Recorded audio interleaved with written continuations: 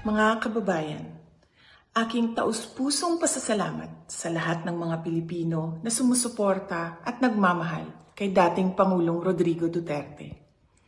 Sa mga kababayan natin sa Pilipinas, the Netherlands at iba't ibang panig ng mundo, napakalaking bagay para kay Pangulong Duterte ang pagtitipon ninyo para sa kanyang pag-uwi at kaarawan.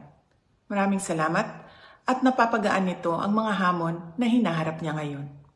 Alam din ni Pangulong Duterte na haharapin niya ang ICC na kasama ang lahat ng mga Pilipino sa iba't ibang panig ng mundo, lalo na ang mga kababayan natin sa Pilipinas. Sa kanyang pagdiriwang ng kanyang 80th birthday, huwag nating kalimutan na ipagdasal sa Diyos na sana ay biyayaan pa siya ng mas magandang kalusugan at mas mahabang buhay. Hilingin din natin sa Diyos na sana ay makauwi na agad si Pangulong Duterte sa Pilipinas. Ang ating mga pagtitipon ay nagpapatunay ng lakas, tapang at paninindigan ng mga Pilipino.